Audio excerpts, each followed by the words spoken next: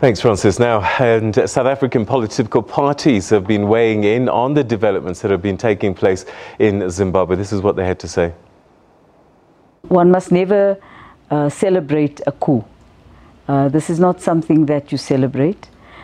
We hope that the people of Zimbabwe will speedily find a solution to their problem. We also know that under these circumstances, the organ of SADC, the Peace and Security Council of the African Union, will probably meet very urgently to see how best to assist with a peaceful process in Zimbabwe. We call on President Robert Mugabe to resign immediately, that the Zimbabweans go to the polls, that we have a constitution that safeguards them from a dictatorship, and we continue to call for calm and peace in the area that ensures that there's no clash between the military, the police and other organs of state and citizens. We must support this because Zimbabwe cannot deteriorate any further. We also finally call on the South African government to be prepared to give President Mugabe political asylum, precisely to aid the process of peace and to make sure that the Zimbabweans make the necessary transition to civilian stability and rules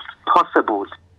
All we appeal is to the leaders of Zimbabwe, including the army, to find an amicable solution to promote social and economic stability.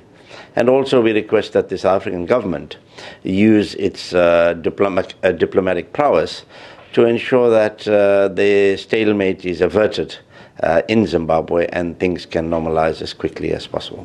Well, it is said that change in Zimbabwe had to come this way. But the lesson for us all, particularly for party leaders and political leaders in particular, is that not one single family can own a country and can rule the country the way they want to. Arrogance and abuse of people will ultimately come to an end.